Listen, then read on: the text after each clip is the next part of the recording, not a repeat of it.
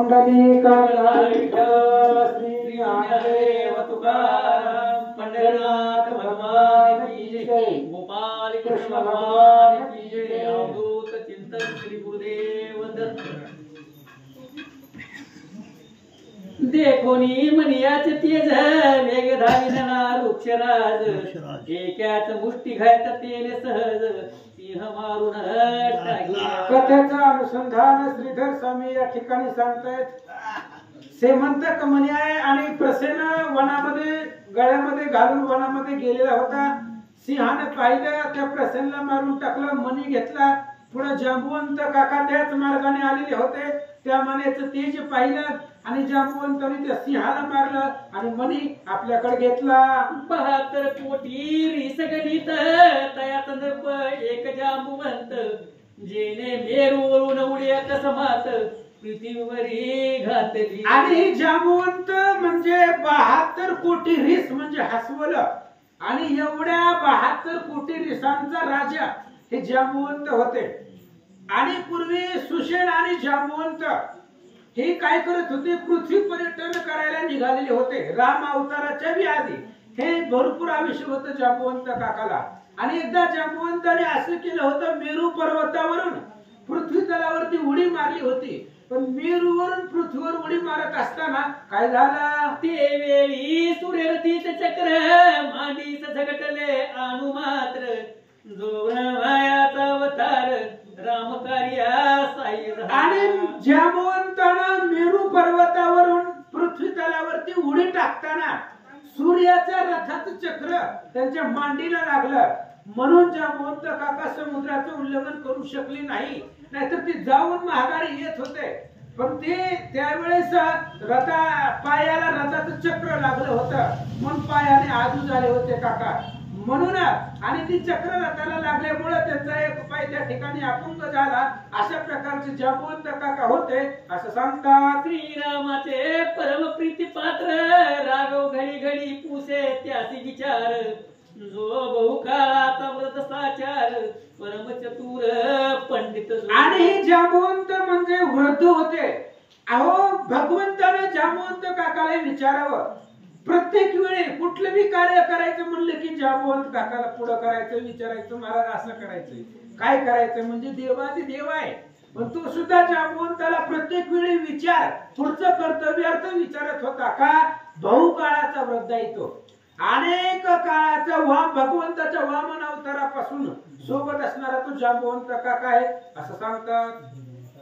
ब्रह्मदेवाचा अवतार आहे तो जांबुवंत काका, म्हणजे ब्रह्मदेवाचा अवतार। कारण तुम्ही वेगे सुरवर वेगे व्हावे वानर, सगळ्या देव लोकांनी वानर व्हावं असं अवतारी पूर्वी ठरलं होतं, म्हणून ब्रह्मदेवाचा अवतार जांबुवंत होते। पूर्वी श्रीरामे रावण मारून अयोध्येसी आला परतोन 11 सहस्र वर्ष पूर्ण राज्य केले रघुवीरे। आणि आता रामायणातली कथा थोडीशी श्रीधर स्वामींनी सांगायला सुरुवात केली, म्हणजे आता जांबुवंत काकाचा विषय निघला तर ऐका म्हणली थोडी रामायणातली कथा।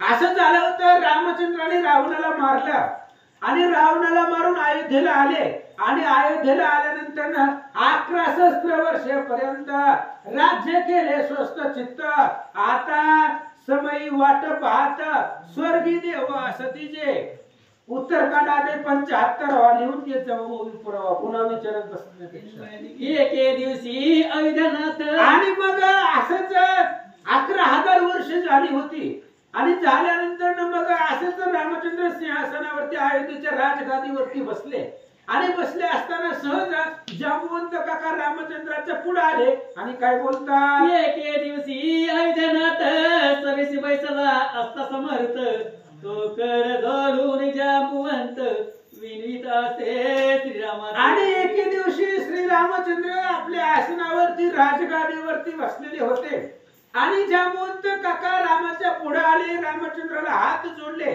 आणि अतिशय विनीततेने भगवंताला विनंती करतात, काय रावण कुंभकर्ण तुम्ही वधिले बहुत राक्षस आम्ही मरदिले परी मदसी महाल युद्धास मिसळे ऐसा वीर न देखो। आणि सहज जांबुवंत काकाने विचारलं रामाला, म्हणले रामा रावणाला तुम्ही मारलं, कुंभकर्णाला मारलं अनेक राक्षसांना आम्ही मारलेला आहे, आपण सगळ्या राक्षसांना लंकेमध्ये मारले, तुम्ही मुख्य रावण कुंभकर्णाला मारलेला आहे, पण माझ्या बरोबर मल्लयुद्ध खेळेल, माझ्या बरोबर कुस्ती खेळेल अशा प्रकारचा योद्धा अजून मला भेटलाच नाही असं काका विचारतात. मग बोले जनका जवार तुझशी भिड्याईसा वीर, कोण दिस तसा चार सांगे मज सर्वज्ञ. मग लगेच रामाने विचारलं जांबवंत काकाला, म्हणले सांगा तुमच्या बरोबर युद्ध करणारा असा तुमच्या दृष्टीत कोण आहे,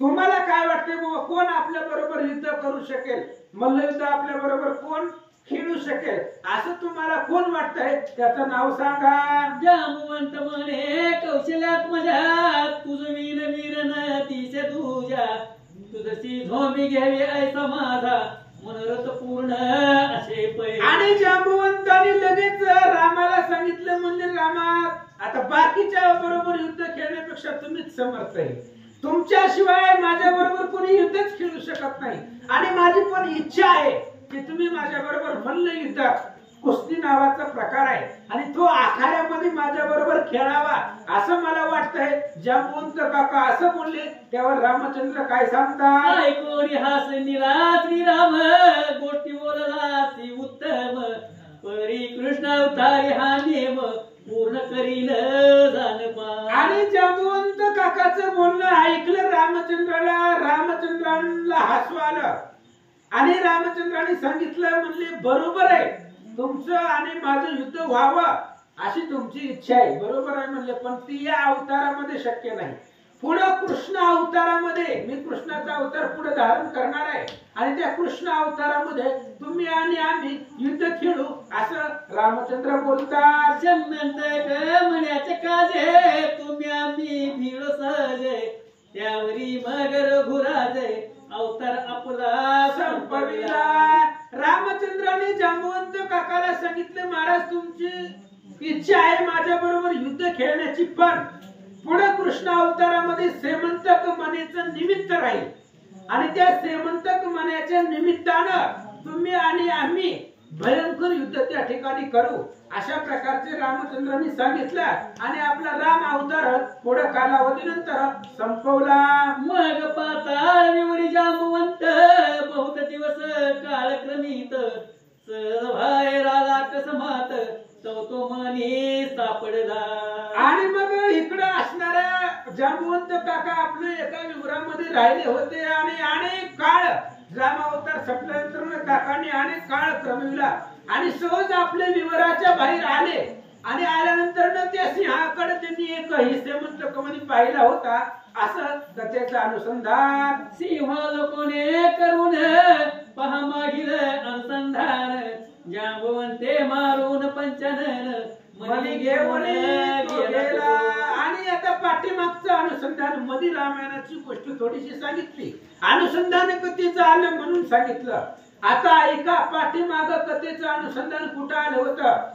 सत्राजिताचा भाऊ आहे प्रसेन आणि त्या प्रसेनला मारून सिंह आपल्या मनी घेऊन निघालेला होता आणि जांबवंत काका विवराच्या बाहेर आले त्यावेळेस त्यांनी त्या सिंहाला पाहिलं, सिंहाला मारून टाकलं आणि जांबवंत काकांनी मनी घेतला आणि आपल्या विवरामध्ये निघाले. प्रवेशला विवरा भितरी मनी बांधिला पाळण्यावरी, जांबवंत नामे कुमारी बहु आवडी पितयते. आणि जांबवंत काकाने तो मनी घेतला आणि घरी गेल्यावर आपल्या पाळण्यामध्ये बांधला आणि जांबवंती नावाची मुलगी जांबवंत काकाला होती आणि ती जांबवंती जांबवंताला खूप आवडत होती. एवढी आवडती एकुलती एक लाडकी त्यांची मुलगी होती.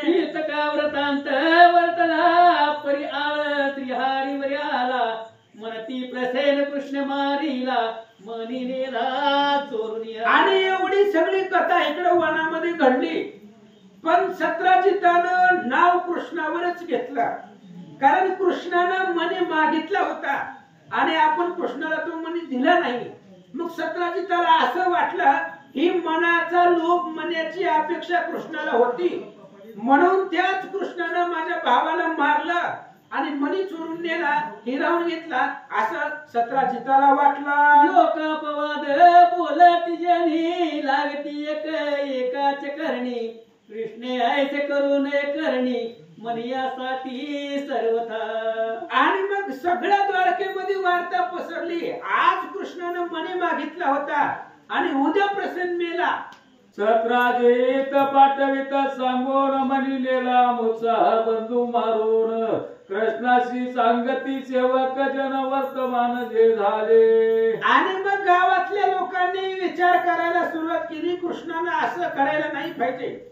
एका मण्यासाठी त्या प्रसेनला मारायची काय गरज होती. त्या लेकराला जीव मारलं आणि मणी हिरावून घेतला. आणि मग लगेच सत्राजितानं आपला एक सेवक पाठवला, जाव म्हणजे कृष्णाकडे आणि माझ्या भावाला मारून कृष्णानं मणी घेतलेला आहे, तो मणी घेऊन या म्हणून एक सेवक कृष्णाकडे पाठवला. वन माळी हा डाग लागला यादव कुळी धोलिया तत्काळी शुद्ध करावा लागेल. मग कृष्णाने विचार केला, आता माझ्यावरती चोरीचा डाग लागलेला यादव कुळावरती, हे आपलं यादव कुळ आहे आणि याच्यावरती चोरीचा आळ म्हणजे एक डाग आहे, डाग, आणि तो डाग आपल्या नावावरती लागलाय. ही प्रसेनला मारून कृष्णाने मनी चोरला. मग हा जो डाग आहे तो धुवून काढावा लागेल असा विचार कृष्ण करतात. यादव बार चतुरंग दळ समग्र मनी स्वदा वया रुक्मिणीवर अरण्या माझी चालिला. आणि कृष्णाने सगळं आपलं सैन्य घेतलं, दळभार घेतला आणि नेमकं मनी कुठे गेला, कोणी नेला, त्या मण्याचा शोध करण्यासाठी कृष्ण आपल्या दळभारासहित वनामध्ये गेले. जो वैकुंठपुरीचा सुकुमार तो स्वदित बहुकातार तो देखील प्रसन्नाचे कलेवर विदारोनी पडे. आणि वैकुंठीचा सुकुमार दुधाच्या समुद्रामध्ये शेषाचा पलंग करून राहणारा भगवंत आणि तो मण्याच्या शोधासाठी किंवा आपल्यावरचा डाग धुण्यासाठी घोर वनामध्ये अरण्यामध्ये हिंडत पुढे गेला. आणि पुढे गेल्यावर प्रसेनाचं प्रेत दिसलं, ज्या प्रसेनाच्या शरीराला सिंहानं विदारून टाकलेलं होतं असं कृष्णाला दिसलं. पुढे काय पाहिलं, माग पाहिला गोपाळे तो म्हटली सिंहाची पाऊले. मग तैसेची लोक चालिले तो सिंहाचे देखील हे प्रेत वाटे. आणि पुढे गेल्यानंतर ना कृष्ण खूप पुढे गेले, तेवढ्यात सिंहाची पावलं दिसली आणि त्याच पावलाच्या मागोवा घेत घेत घेत घेत कृष्ण पुढे निघाले. आणि सिंहाच्या पावलानंतर ना पुन्हा त्यांना अस्वलाची पावलं दृष्टीला दिसले. आपलं सिंह प्रेत दिसलं, सिंहाचं प्रेत दिसलं, त्याच्यापुढे कोण अस्वलाची ते त्वरिया उमटली रेसाची पाऊले. मग तैसेची पुढे चालले तो गोर विवर देखिले लोक थोपले तेची. आणि थोडस त्या सिंहाच्या पावलाचा शोध घेत घेत गेले. सिंहाचं प्रेत दिसलं म्हणजे सिंह सुद्धा मरून पडलेला पाहिला. आणि मग थोडस पुन्हा त्या सिंहाच्या प्रेताच्या आसपास बघितलं तर अस्वलाची पावलं दिसली. आणि त्या पावलाचा मागोवा घेत घेत कृष्ण आणि त्याचं सैन्य पुढे गेलं. एक विवर पाहिलं भयानक आणि ते विवराच्या दरवाजाला येऊन सगळे थांबले. विवराचे भयानक सकळाशी म्हणे द्वारकानाथ तुम्ही द्वारकेशी जावे सकळी कसैने घेऊन माघारे. आणि त्यावेळेस त्या विवराच्या दरवाजापाशी थांबल्यानंतर कृष्णाने सांगितलं, तुम्ही आता द्वारकेला जावा, तुम्ही पुढे येऊ नका.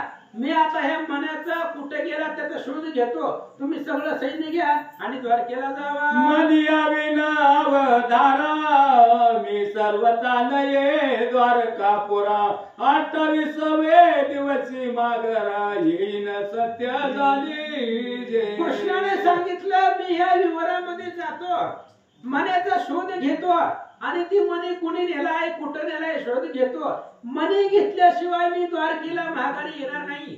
आणि इथून 28 दिवसानंतर ना तो मणी घेऊनच मी येतो असं कृष्णाने सांगितलं. द्वारकेशी लोक आले समस्त अवघे नगर चिंताक्रांत सत्राजिताशी शापित आळ घातला मनोनिया.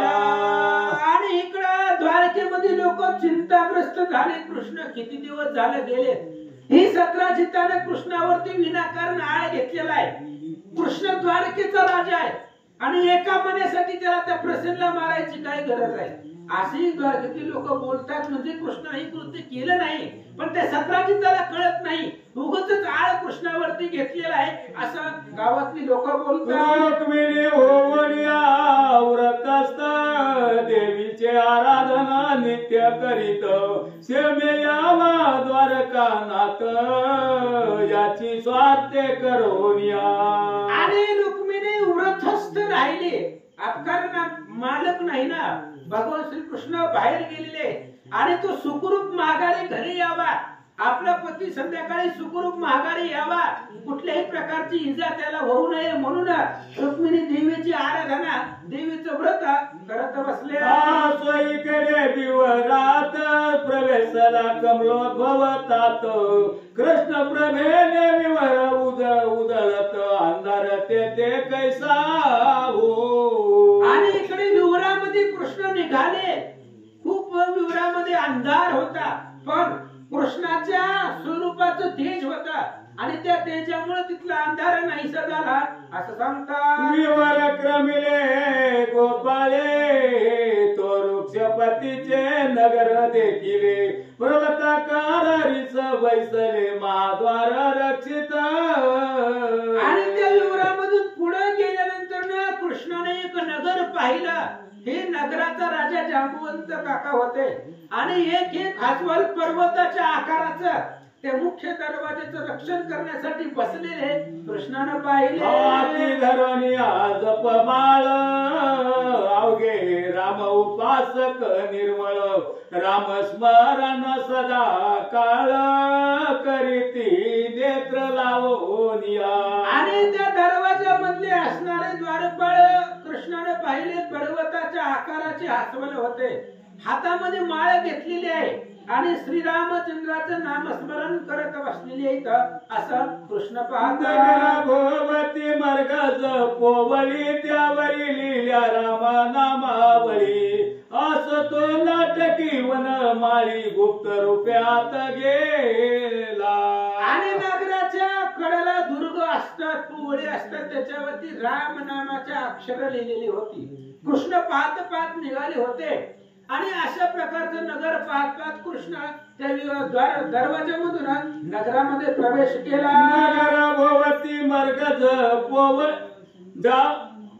जामवंताचे निज मंदिरी कमल दलाचे कंसारी प्रवेशला तो पाळव पाळकावरी मणी बांधिला देख तसे. आणि जांबुवंताच्या घरामध्ये कृष्णानं प्रवेश केला. जांबुवंताच्या घरामध्ये कृष्ण गेल्याबरोबर कृष्णानं पाहिलं, पाळणा होता आणि त्या पाळण्याच्या वरी तो मणी बांधलेला कृष्णाच्या दृष्टीला दिसला. त्या जांबुवंताच्या अंगणा दृष्टी देखती जगन मोहना मनती याची सुंदरपणा मदन उना वाटत असे. आणि जांबुवंताच्या पत्नी त्यांच्या स्त्रियांनी कृष्णाला पाहिलं, कृष्णाचं स्वरूप पाहिलं आणि त्या स्त्रिया विचार करू लागल्या, ह्या कृष्णावरून काम वळून टाकावा, मदनाला सुद्धा लाजवेल असं याचं स्वरूप आहे असं त्या स्त्रिया बोलतात. दिव्य मुकुट कुळकर्णी कुंडल्या कर्ण पर्य नेत्रोत्पले सगुण रूप सावळे वदन सुहास्य हे उदार.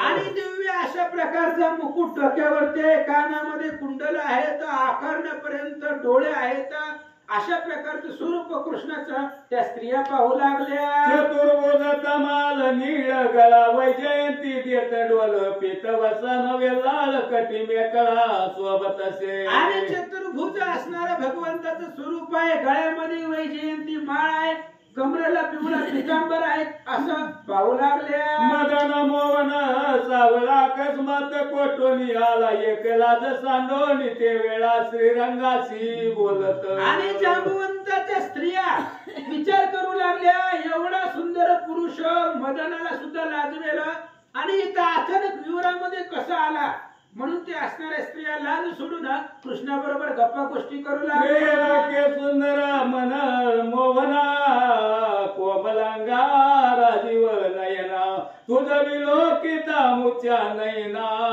समाधान वाटले. आणि त्या स्त्रिया कृष्णाला बोलू लागल्या, मदनाला सुद्धा लाजवेल असं तुझं स्वरूप आहे. आणि तुझं स्वरूप पाहिल्यानंतर ना आम्ही सगळं कार्यकारण विसरलेले आहोत, आम्हालाही मोहन पडलेलं आहे असं त्या स्त्रिया बोलतात. जिचे कोशी हे मूर्ती निपजली, धन्य धन्य ते तुझी माऊली, जे तुझे पाठी बैसली, किती तपली तपन करे. आणि त्या स्त्रियांनी सांगितलं, बाबा तू जिच्या पोटाला तू जन्मलेला आहे ती एक धन्य आहे म्हणजे तुझी आई, आणि तुझ्या पाठीवरती झी बसलेली आहे म्हणजे तुझी बायको जी आहे ती एक धन्य आहे. तुला जन्म देणारी तुझी आई खूप भाग्यवान आहे, आणि तुझ्या बरोबर लग्न करणारी तुझी स्त्री तुझी पत्नी तुझ्या बायकोनं किती तप केले काय माहिती, म्हणून त्याला तू भेटला असं त्या स्त्रिया बोलतात. आहे जामुवंत तो तू येतून जाई त्वरित, हा जागा झाली निश्चित तुझ गाशील सगळाची. आणि त्या स्त्रियांनी सांगितलं, म्हणले बाबा आता आलाय तसा माघारी जा, कारण आमचा असणारा पती जामुवंत काका झोपलेली आहे, आणि ती जोपर्यंत झोपलेली आहे तोपर्यंत तू माघारी जा, आणि ते जर जागे झाले तर पुन्हा तुला ठेवणार नाही तर मारून टाकतील असं त्या स्त्रिया बोलतात. जीवदाना वेगी झाले आपुल्या स्थाना, वाट पाहता असेल तुझी ललना, कंठी प्राण धरून या. आणि त्या जांबुवंताच्या स्त्रिया म्हणू लागल्या, जा तुझं दिले जीवदाना. अरे जा म्हणजे तुला जीवदान दिलेलं आहे, आणि तुझ्या असणाऱ्या स्त्रिया घरी कंठामध्ये प्राण धरून तुझी वाट बघत बसलेली असतील म्हणून जा असं त्या स्त्रिया बोलतात. मग बोले द्वारका विहारी, मी जन्मापासून ब्रह्मचारी, राणी मजसी प्रीती धरी, परी मी उदास सर्वता.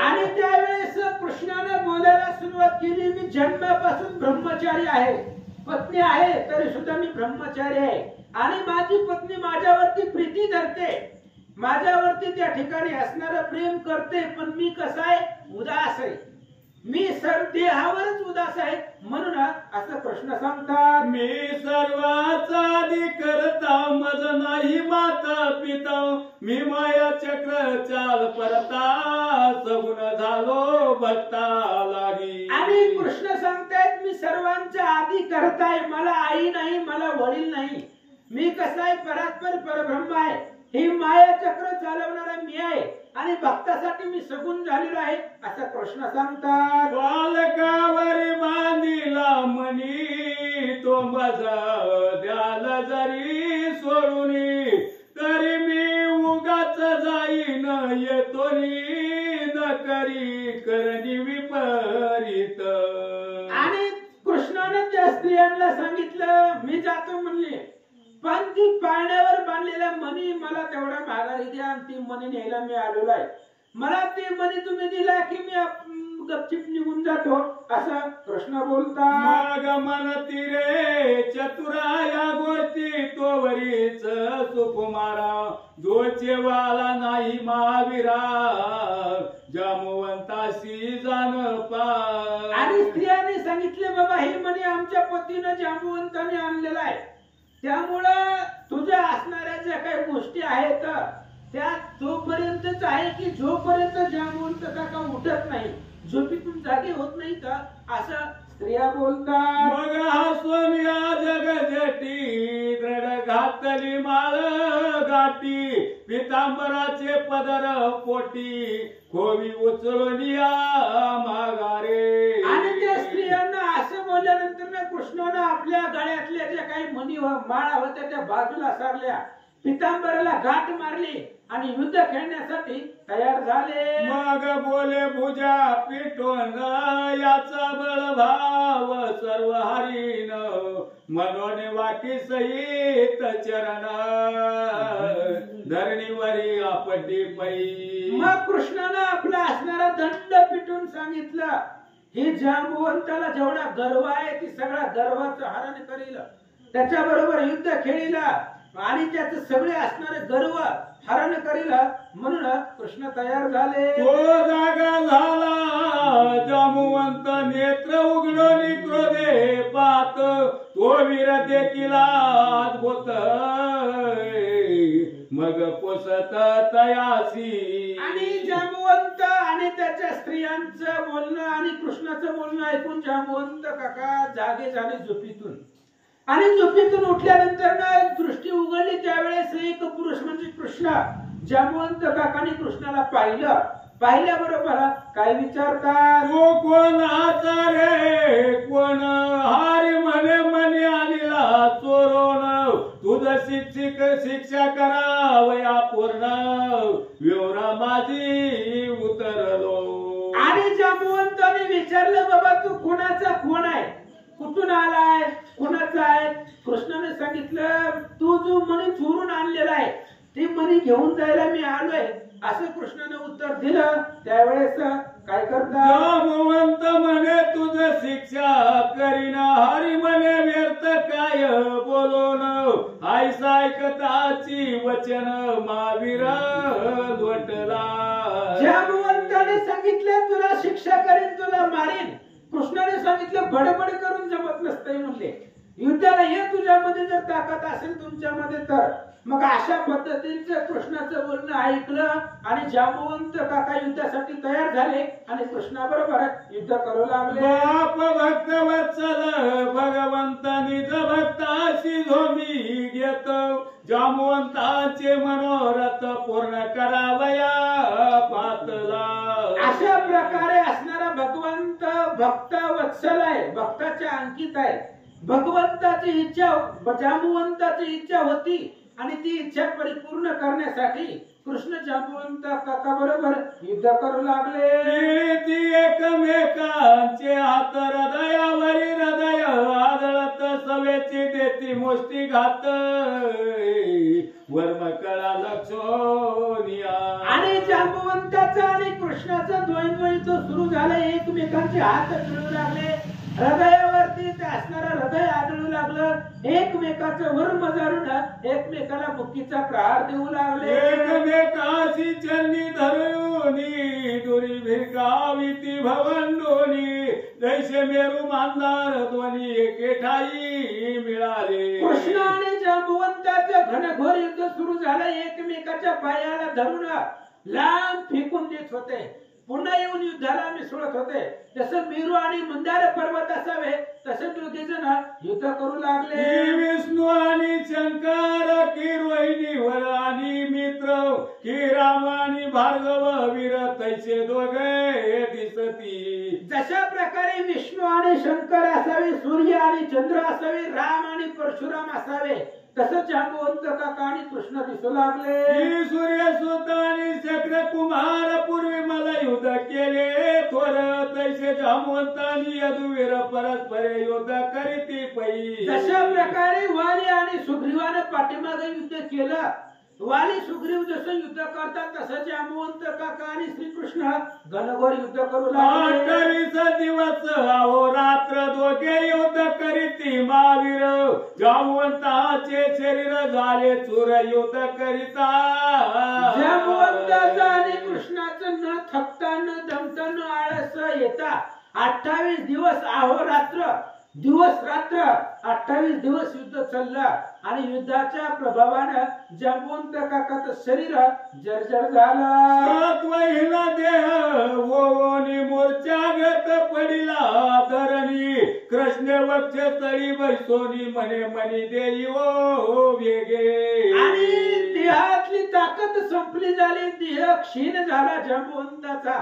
आणि कृष्ण जांबुवंताच्या छातीवरती बसले आणि तो जो काही पाण्यावरती बांधलेला मणी आहे त्या मणीची मागणी करू लागले. जांबुवंत म्हणे हा कोण वीर, प्रचंड पुरुषार्थी दिसे थोर, म्हणून उघडून पाय नेत्र विलोकित कृष्ण मुख. आणि जांबुवंताने विचार केला, कोण आहे हा?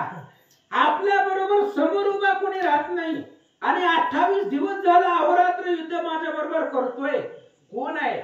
म्हणून जांबुवंताच्या छातीवरती कृष्ण बसलेले होते. जांबुवंतानं डोळे उघडले आणि त्या कृष्णाच्या स्वरूपाकडे पाहू लागले. बिंदू थब थबले भाळा तेने कस्तुरे मळवट भिजला अंगीचा चंदन पुसला तुळशी वन माळा चुकल्या हो. आणि जांबुवंत कृष्णाचं स्वरूप पाहिलेलं होतं. 28 दिवस युद्ध करून घाम आलेला होता आणि त्या घामाच्या थेंबानं कस्तुरीचा मळवट लावलेला होता. तो सुद्धा त्या ठिकाणी पुसलेला आहे. चंदनाचा टिळा लावलेला होता, तोही पुसलेला होता.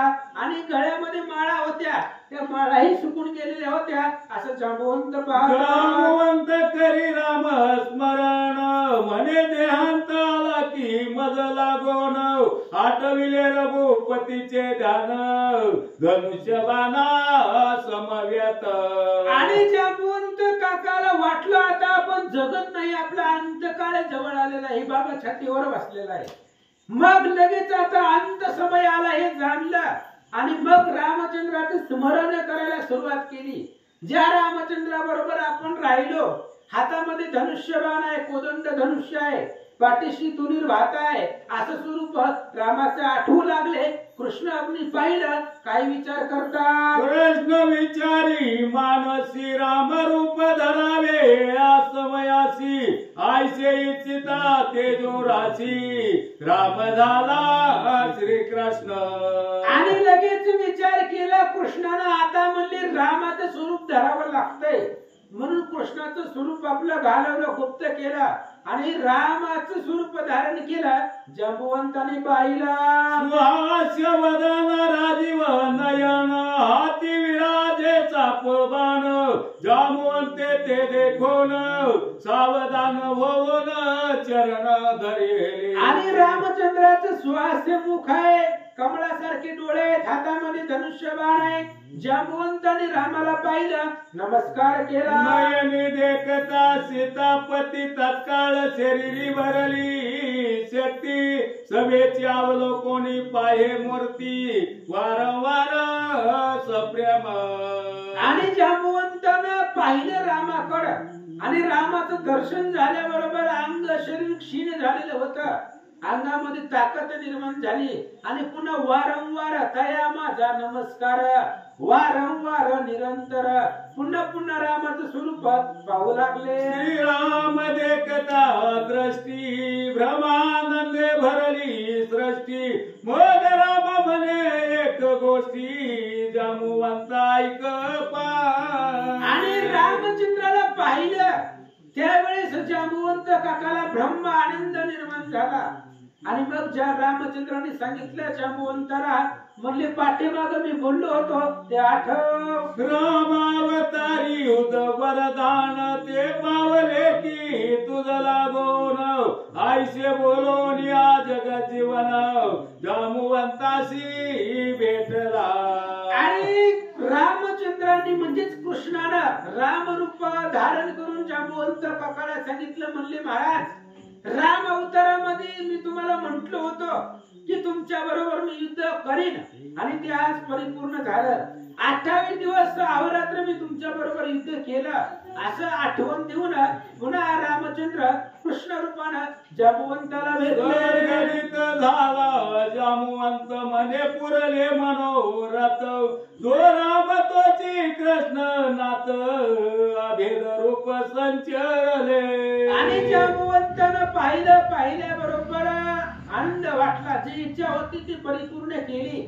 आणि जो राम आहे तोच कृष्ण आहे, कुठल्याही प्रकारचा भेद नाही, अभेद आहे. रामच कृष्ण झालेला आहे हे जांबुवंताच्या लक्षात आलं. श्रीकृष्णाची आसनी बैसवून सोडपचारे पूजा करून कृष्ण सांगितले वर्तमान श्वेत कमनीयाचे. आणि मग कृष्णाची पूजा केली. जांबुवंत काकाने उच्च आसनावरती बसवलं आणि कृष्णाने येण्याचं प्रयोजन सांगितलं. ही जी काही श्रीमंत मणी आहे त्या मण्याची कथा पहिल्यापासून सूर्यदेवानं तो मणी सतराजिताला दिला होता, तिथून सगळी कथा मण्याची सांगितली. जांबुवंत म्हणे यदू नायका माझी कन्या जांबुवंती सुरेखा हे अंगीकारी कौशांत का वरी म्हणे आनंद देईन मी. आणि त्यावेळेस जांबवंताने सांगितलं मणी घेऊन जावा, तर मला म्हातारपणात मण्याला काय करायचं, पण ही माझी असणारी जांबवंती नावाची मुलगी आहे आणि माझी लाडकी आहे, त्यामुळं हिला तुम्ही अर्पण, तुम्हाला मी कृष्ण अर्पण केलेली आहे, हिच्या बरोबर लग्न करा आणि लग्नामध्ये आनंद म्हणून तुम्हाला ही मणी मी देतो. कार्य जाणून या ऋषिकेश अवश्य म्हणे जामवंतास, तव तो अत्यंत उत्तम दिवस लग्न तत्काळ. आणि मग लगेच पुढचं भविष्य कृष्णाने ओळखलं आणि लगेच लग्नाचा स्वीकार केला. एक चांगला असणारा दिवस शुभ मुहूर्त पाहिला आणि लग्नासाठी तो दिवस धरला. जामवंते आपुले वनचर वराडी मेळविले अपार, जे कोणी कोटी काम सुंदर वनचर तटस्थ पै होती. जामवंतानं आपले सगळं 72 कोटी रीस अस्वलात असणारे वराडी म्हणून मिळवले. सगळ्या असणाऱ्या त्या वराडीने अस्वलाने कृष्णाचं स्वरूप पाहिला, आनंद वाटला. लग्न घटिका जवळी आली, धावती वराडणी अस्वली, नवरीचा हळदी लाविली, कृष्णाशी चर्चिली उरली हो. आणि मग लगेच असणाऱ्या सगळे असणारे लग्न घटिका जवळ आलेली आहे. जांबवंतीला बोलवलेलं आहे आणि तिच्या असणाऱ्या अंगाला हळदी लावलेली आहे असं सांगतात. अस्वल वराडी मोठे मोठे, व्यासुर वदने विशाळ पोटे, अंतरपट धरती नेटे, मंगलाष्टके पै म्हणती. आणि मग लगेचच नारद महाराज तिथं आले. पटपट वाटायला वाटत असं लवकर 2 मिनिटं लग्न आहे, वाटायला पटवा घ्या किती इकडं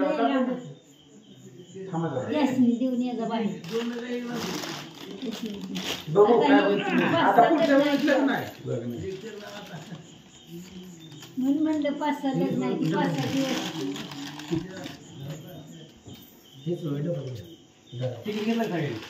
होय घेतलं. अस्वल वराडी मोठे मोठे, व्यासुर वदने विशाळ मोठे, अंतरपट धरती नेटे, मंगलाष्टके पै म्हणती. कृष्ण आणि जांबवंतीच्या लग्नामध्ये वराडी होती, ती म्हणजे अस्वल मोठे मोठे होते आणि त्या अस्वलाने मध्ये अंतरपट धरलेला आहे कृष्ण आणि जांबवंतीच्या मध्ये. आणि मग अंतरपट धरल्यानंतर ना तीच असणारी अस्वल, आता ते दुसरं कोण होता, कृष्ण जांबवंत काका आणि अस्वला, आणि ते मंगलाष्टिका म्हणू लागले. आणि मंगलाष्टिका महाराज एक म्हणतील, त्यांना म्हणायची तर म्हण. राजा भीमका रुक्मिणी सनयनी, देखो चिंता करी, मनेही कन्या नृपवरा, कोणासी म्या देईले, आता एक विचार श्रीकृष्ण नवरा, त्यासी समर्पो मने, रुक्मा पुत्र वडील त्याची पोषणे, ओऱ्या सदा मंगलम शुभ लग्न सावधान, ओम पुण्य मनवोनी, दोघा लाविले एक लग्न, तो नारद मुनी ते येऊन अकस्मात उभा ठाकला. शुभमंगल कुंडली तो धारी विठ्ठल श्री ज्ञानदेव तुकाराम. अशा प्रकारे मंगलाष्टिका तिथल्या वानरांनी म्हटल्या आणि मग अंतरपट जांबवंती आणि कृष्णाच्या मधला फिटला गेला आणि लग्न सोहळा संपला, लग्न लागलं. त्यावेळेस नारद महाराज तिथं आले आणि त्यांना येऊन भेटले. हास्य आले नारदासी म्हणे उत्तम केले ऋषिकेशी, नवरी देखता मानसी संतोष मज वाटला. नारद महाराज तिथं आले. आल्यानंतर पाहिलं गेलं आणि नवरी पाहिली म्हणजे ती जांबुवंती पाहिली. नारदांना हसू आलं आणि अतिशय सुंदर नवरी पाहून आनंद वाटला असं महाराज बोलतात. मदन मनोहार तमाल नीळ परिणवरी पासी केच पुष्कळ आयसे पुढे घेऊन वेलाळ कैसा नादसी सांग पा. आणि नारदांनी सांगितलं महाराज तुम्ही असणारे कसे मनोहार आहेत आणि हे जांबुवंती आहे त्याच्यामुळे हिचे असणारे सगळे अंगाला आस्मरासारखी केस आहेत आणि तुम्ही मदनाचा पुतळा आहे कसे हिच्या बरोबर संसार करणार असं नारद महाराज हिचे स्वरूप देखोनिया मजवुनी वाटे रुक्मिणी द्वारकेचे लोक पाहोनी बहुत संतोषी होतील. आणि लगेच सांगितलं हिचं स्वरूप पाहिलं गेलं आणि आनंद वाटलेला आहे असं वाटायला लागले की रुक्मिणीपेक्षा सुद्धा श्रेष्ठ ही असणारी जांबुवंती आहे. अहो तुम्ही हिला द्वारकेला नेल्याबरोबर सगळे द्वारकेतली लोक तुम्हाला हसतील असं नारद महाराज बोलतात. क्षण भरी तुमची हळदी उठणे पाहून निर्धारी मग जाईन द्वारकापुरी लोका लागी सांगावया. आता नारद महाराज म्हणले आलो तर आता तुमचं हळदी उठणे हे कार्यक्रम करून मी द्वारकेला जातो आणि तुमच्या दुसऱ्या लग्नाची वार्ता द्वारकेमध्ये जाऊन हळदी लावणी आवण माळी काळी नवरीच्या अंगीची आमळी तुझी सासू हरिम्या नाही देखली आयसे प्रसविली कन्या रत्न. आणि बघा अशा पद्धतीने कृष्णानं हळदी घेतली आणि जांबुवंतीच्या अंगाला लावलेली आहे. तिच्या असणाऱ्या अंगाची मळी कृष्ण परमात्मा काढतात. मगाचे चक्रपाणी मने बैसाक्षण भरी नारद मुनी कृष्णे तेव्हा हाती दरवणी आपणा जवळी बैसविला. आणि मग लगेच असणाऱ्या कृष्णानं सांगितलं महाराज म्हणले आता आला तर बसा थोड्या वेळ 10-15 मिनिटात आरती करून जावा. काय गडबड चालली म्हणले थोडस बसा.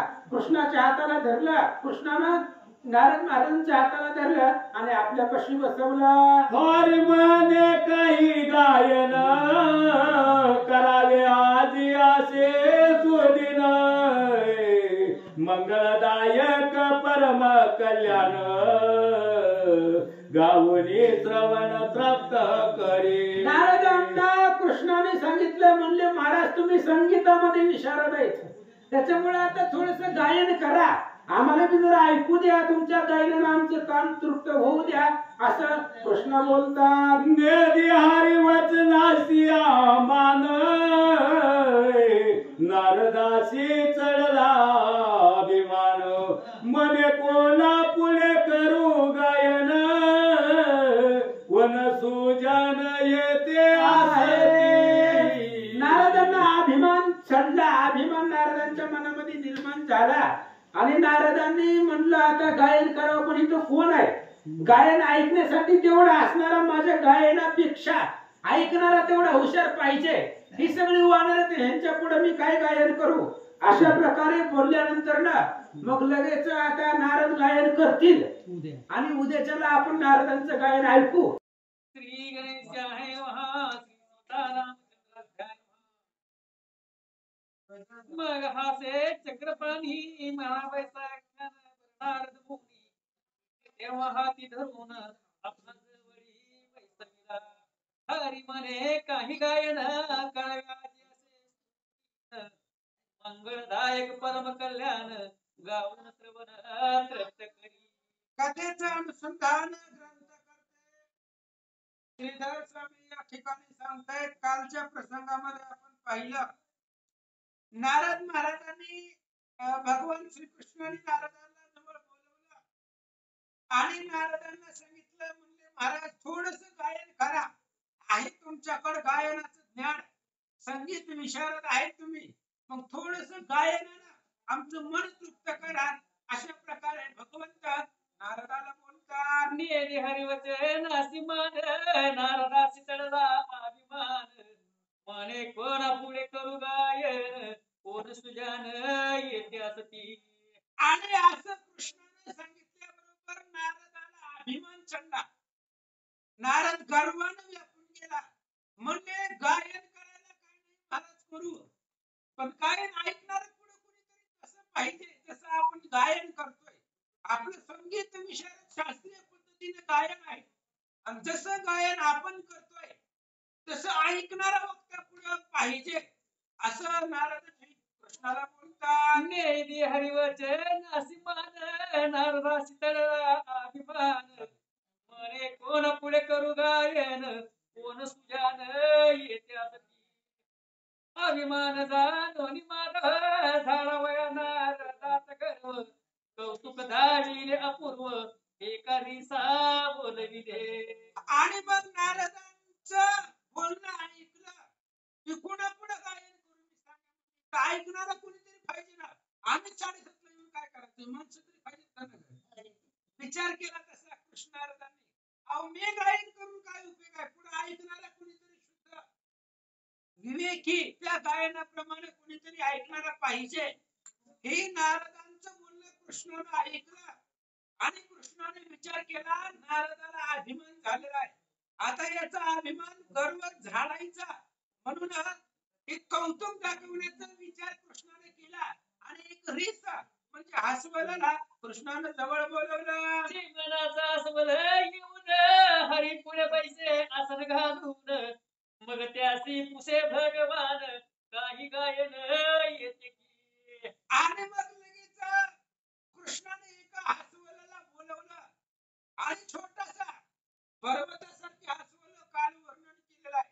चिमणा म्हणजे छोटासा हास्यवल, हास्यवलाचं पिल्लू पुढे आलं, आणि कृष्णाने त्या हास्यवलाच्या पिल्ल्याला सांगितलं, म्हणले काहीतरी गायन करा. त्याने सांगितलं जर तुमची कृपा असेल तर करीन, असं तो हास्यवला बोलू लागला. तो मणिहारी तुझे दया करून करीन मी आताची गायन, म्हणे विना नारदाचा एक क्षण मज पासी देईन. आणि ते हास्यवलाने सांगितलं, भगवंता तुमची कृपा झाली तर मी गायन करेल, पण गायन करण्यासाठी आधार लागतो. पेटीचा स्वर असेल, विण्याचा स्वर असेल, काहीतरी आधार गायनाला लागतो. तुम्ही काय करा, त्या नारद महाराजा बसला एक विणा माझ्याकडे द्या, आणि त्या विण्याच्या स्वरावरती मी गायन करतो, असं ते हास्यवल कृष्णाला बोलू लागला. नारद म्हणे दोन्ही दंत तोडून टाकील अकस्मात, हरी म्हणे तो समजत कळा जाणत गायनाचे. आणि कृष्णाने सांगितलं महाराज द्या म्हणले त्याच्याकडे विना, बघू म्हणले कसं गायन करते, द्या त्याच्याकडे विना. नारदांनी सांगितलं एकच विना आहे म्हणले, तिथं विनाच्या तारा तोडून टाकील. हास्यवलाला काय त्यातलं ज्ञान आहे, सगळ्या तारा तोडील. त्यावेळेस कृष्णाने सांगितलं महाराज त्याला गायनाची कला माहिती आहे, त्याला गायन माहिती आहे, ते गायन करू शकतोय, असं उत्तर दिलं. मग वीणा त्याचे हाती दिला, त्याने स्वराचा थाट बैसविला, तोची नारदाचा गर्व हरला, म्हणे नवल कळा येते असे. आणि नारदांनी विना दिला, कृष्णाच्या सामन्यावर विना दिला. चिमणा हास्यवल होता, हास्यवलाचं पिल्लू आहे, त्यानं नारदाचा विना घेतला, आणि असं गायन केलं सुस्वर, नारदापेक्षाही कितीतरी कठीण उच्च गायन त्या हास्यवलाच्या पिल्याने केलं.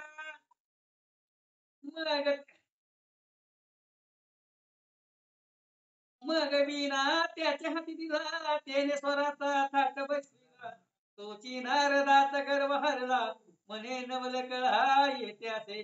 त्याने सही राग 36 भार्या, 64 मूर्छना दावनिया, अनेक उपरागा चक्रिया गाईला तेव्हा रिसाने. आणि त्यावेळेस त्यानं 36 राग आहेत, 6 राग आणि 36 भार्या, 64 विद्या कला जी आहे गायनाच्या सगळे राग आहेत. भूप असेल, भाग्यश्री असेल, अशा प्रकारचे राग त्यानं गायनामधून सगळे राग नारद महाराजा पुढे गायन केले.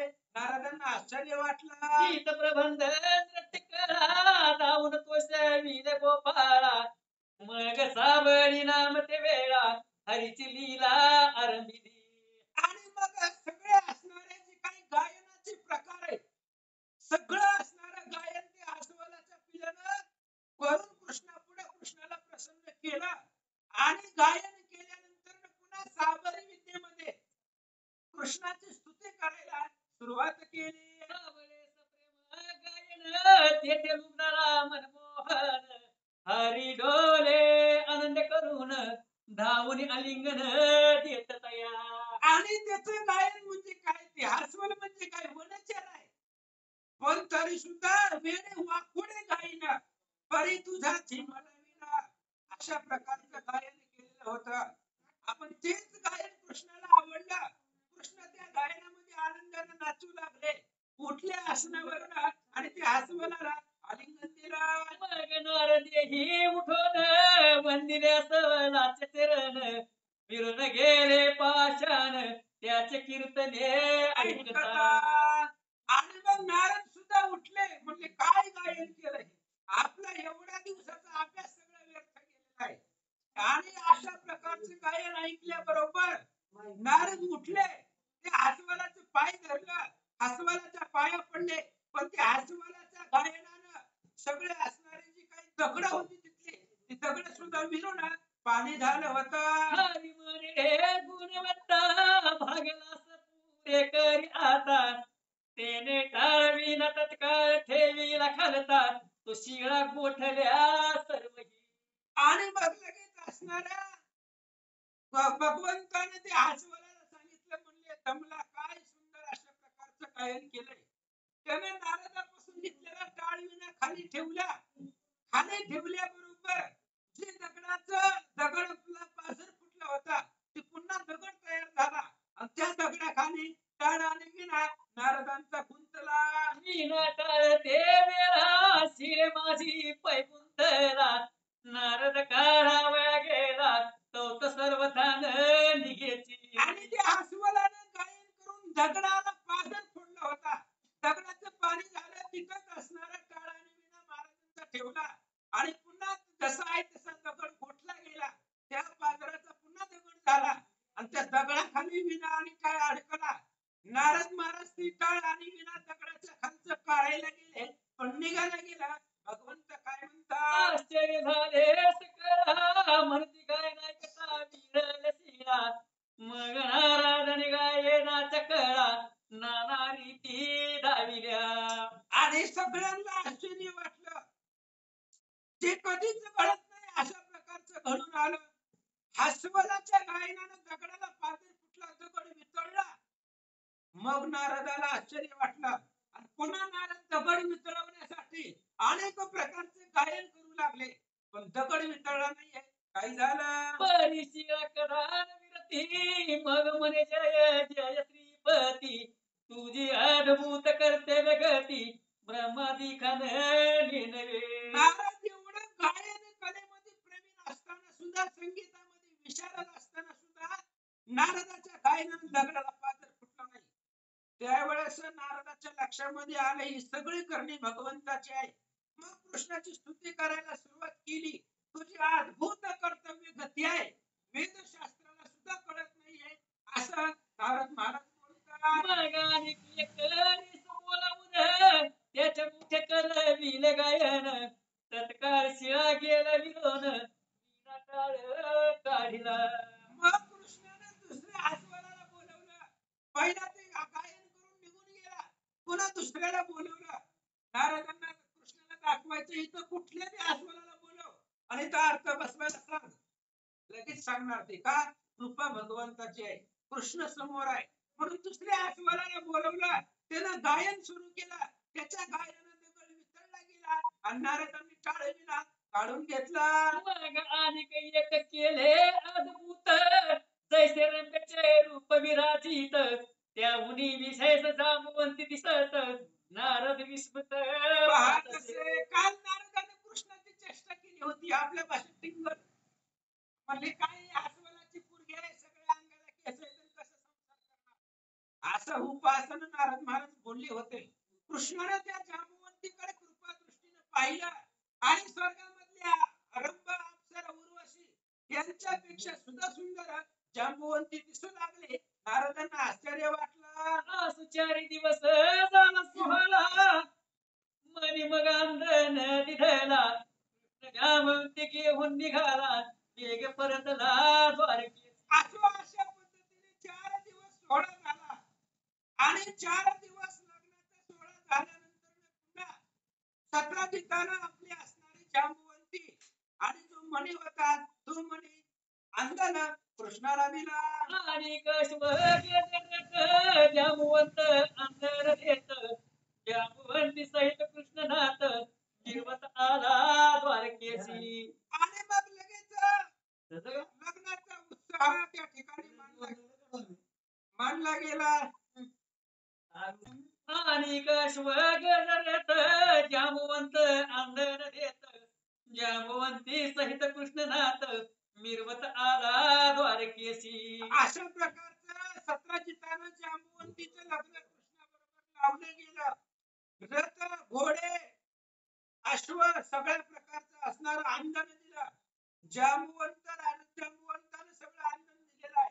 ते मनही दिला, जांबुवंतीला घेतलं आणि कृष्ण द्वारकेला आले. सभेशी आणला मनी दाविला समस्तला गुणे मग सत्राची तशी बोलावूनी चमंतक हाती निधला. आणि मग लगेच द्वारकेला आले. तो श्रीमंतक मणी घेऊन सत्राजिताला बोलवलं कृष्णानं. आणि सत्राजितापाशी जो मणी होता तो असणारा मणी आण आलेला होता कृष्णावरती. तो मणी सत्राजिताला अर्पण केला. परमलचित सत्राजित अधोने खाली पाहत म्हणे हारुसला कृष्णनाथ म्यान सता आळ घातला. आणि ज्या वेळेस कृष्णाने मणी दिला सत्राजिताच्या हातामध्ये त्यावेळेस सत्राजित लज्जित झाला. आपण कृष्णावरती आळ घेतलेला एका मण्यासाठी. अरे द्वारका त्यानं तयार केलेली आहे. त्या कृष्णाला त्या मण्याचं काय करायचंय. आपण त्याच्यावरती लोक अपवादानं नाव घेतला त्यामुळे सत्राजित राजाला लाज वाटू लागले. मग मद कालत्रयी नाही येस काय करायचे अस जगनिवास समज काय. सत्राजितानं विचार केला आता आपल्याला यशच मिळत नाही. आपण देवावरती आळ घेतलेला आहे. देवावरती नाव आपण घेतलेला आहे. चोरीचा आळ कृष्णावर घेतलेला आहे. त्यामुळे आता आपल्याला विजय भेटणार नाही. आपल्याला यश मिळणार नाही. आता कृष्णाची समजूत काढावी लागेल. पण काय करावं असा विचार करू लागला. म्हणे सत्यभामानी हा म्हणी देऊन समजाऊ चक्रपाणी मग कृष्ण पुढे हात जोडून कर विनविनी सत्राजित. लगेच विचार केला. म्हणले सत्राजितानं हे मणी श्रीमंतक मणी आणि सत्यभामा कृष्णाला अर्पण करू. आणि कृष्णाचा जो आपल्यावरती राग आहे जो कृष्ण आपल्यावरती रागवलेला आहे तो राग सगळं नाहीसा करू असा विचार त्यानं केला. आणि सत्यभामा सुंदर कन्या हे अंगीकारी जगजीवना कृष्णेवान केले वचना लग्न धरिले तत्काळ. लगेच सत्राजिताने सांगितलं. कृष्ण म्हणले माझी असणारी मुलगी तुम्ही त्या ठिकाणी स्वीकार करा आणि तिच्या बरोबर लग्न करा. लगेच कृष्णाने एक दिवस काढला आणि लग्न धरलं. परम उत्साहे लावून लग्न सत्यभामा केली कृष्णार्पण वरी म्हणी दिलं अंतन आणि बहुधान्य गजरथ. आणि एक दिवस कृष्णाने पाहिलं सत्राजिताने चांगला मुहूर्त काढला. आपली मुलगी कृष्ण अर्पण केली. सत्यभामा अनेक प्रकारची रथ धन संपत्ती ऐश्वर्य कृष्णाला अर्पण केलं. कृष्ण म्हणे सत्राजिता तुम्ही खेद न करील आता आम्ही वरद चतुर्थीचा चंद्र अवचिता देखील होता गोकुळी. आणि कृष्णाने सत्राजिताला सांगितलं तुम्ही निराश होऊ नका. तुम्ही आमच्यावरती आळ घेतला म्हणून आमची द्वारकेमध्ये लोक आम्हाला अपवाद घेतला याचा तुम्ही मनामध्ये खेद मानू नका. कारण गणेश चतुर्थीच्या दिवशी आम्ही चंद्राला पाहिलं होतं आणि गणेश चतुर्थीच्या दिवशी चंद्राला पाहिलं की काहीतरी विघ्न येतात असं कृष्ण बोलतात. गाई घेऊन येतात एक गोपुरीचा चले उदक त्यात बिंबला होता मृगांक स्वामी दृष्टी देखीला. कृष्णाने सांगितलं महाराज तुम्ही माझ्यावर आळ घेतला त्याचं कारण आहे म्हणजे गोकुळामध्ये आम्ही असताना संध्याकाळच्या वेळेला गाई घेऊन येत होतो. त्या दिवशी चतुर्थी होती आणि पाण्यामध्ये गाईच्या खुरामध्ये गायची पावलं उमटल्यावर खड्डा पडतो पायाचा त्याच्यामध्ये पाणी साचलं होतं आणि त्याच्यामध्ये चंद्राचं प्रतिबिंब मी पाहिलं होतं. म्हणण्याला हाड मग बोले सतराजित भूपाळ गणेश चतुर्थीचे चंद्र मंडळ काय निमित्त न पाहावे. कृष्णाने सांगितलं यार म्हणून आलाय. गणेश चतुर्थीच्या दिवशी चंद्राला पाहिलं म्हणून आमच्यावरती आळ आला असं कृष्णाचं बोलणं ऐकलं. सतराजिताने विचारलं, म्हणले भगवंता चतुर्थीच्या दिवशी चंद्राचं मुख कमळ का पाहू नये सांगा. श्रीकृष्ण म्हणे कैलासी प्रदोष काळी शिवदर्शनाची आपोआप रे वाहने बैसून वेगेसी चोराचे भार चालिले. कृष्णाने सांगितलं ऐका म्हणजे सांगतो. गणेश चतुर्थीच्या दिवशी चंद्राचा तोंड चंद्राला पाहायचं नाही. जर पाहिलं तर संकट येतात आपल्यावरती. मग एकदा असं झालं होतं. मग गणेश चतुर्थीला चंद्र का पाहायचं नाही. कृष्ण सांगू लागले एकदा सोमवार होता प्रदोष काळ आणि त्या प्रदोष काळाला सगळे देव मंडळी कैलासाला महादेवाच्या दर्शनावरती आपापल्या वाहनावरती बसून निघाले होते. इंद्रचंद्र वरुण कुबेर अष्टवस्तू गंधर्व किन्नर मुष्क आरूढ शिवपुत्र गजवदन चालीला मग इंद्र आहे, चंद्र आहे, कुबेर आहे, वरुण आहे, अष्टवस्त्र आहे, गंधर्व किन्नर सगळे आपापल्या वाहनावरती बसले आणि महादेवाच्या दर्शनाला कैलासाला निघाले. शिवगिरी चर्चा झाली दाटली गणेश पडला मुष्टावरुनी मारुती वैसरसावरुनी तो चंद्र गगनी हासला. म्हणून कृष्ण सांगतायत गणेश चतुर्थीला चंद्राचं मुखकमळ का पाहायचं नाही. सगळेजण महादेवाच्या दर्शनाला निघाले होते आणि गणपती बाप्पा सुद्धा उंदरावरती बसून महादेवाच्या दर्शनाला चालले होते. पण जात असताना गणपती उंदरावरून घसरले आणि खाली पडले. गणपती उंदरावरून पडल्याबरोबर चंद्रानं पाहिलं आणि गणपतीला बघून चंद्र हसला. ते गजवदने जाणून शापती दारून जो तुझे करील मुखावलोकन त्यावेळी येते अपजाड. आणि लगेच गणपती बाप्पाला चंद्र हसल्यामुळे गणपतीला राग आला. गणपतीने चंद्राला शाप दिला, आजपासून तुझं मुख चंद्र तुझं तोंड कोणी पाहणार नाही असं गणपती बाप्पा बोलतात. आयचे चंद्रे ऐकिले मुख आपुले आचदिले मग सकळ देवी प्रार्थिले गजवदनाची ते वेळे. अशा प्रकारचा शाप गणपती बाप्पांनी दिला. लगेच चंद्रानं आपलं असणारं तोंड झाकून घेतलं. सगळ्या देवलोकाला चिंता वाटली आणि बाकीच्या देवलोकांनी गणपतीची स्तुती करायला सुरुवात केली. केले देवी बहुत स्तवन तैने गणेश झाला तू प्रसन्न देव म्हणती चंद्राचे शाप मोचन करावे जी कृपाळुआ.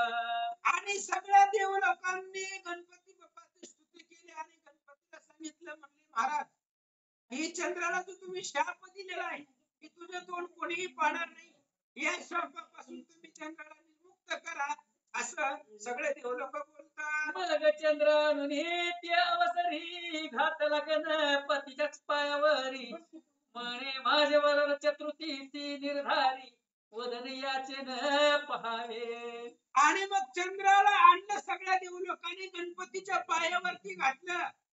मग गणपतीने सांगितलं बरं ठीक आहे, बाकीच्या दिवशी तुझा मुखचंद्र पाहिला तर पाहिला, पण माझ्या चतुर्थीच्या दिवशी तुझा मुखचंद्र कुणीही पाहणार नाही. आमचं पाहिल त्याच्यावरती विघ्न येतील असं गणपती बाप्पा बोलतात. वरकड दिवस अवघ्य मुक्त परिवरण चतुर्थीस न पाहावे सत्य 17 तासी म्हणे कृष्णनाथ पूर्व व्रतांत ऐसासे.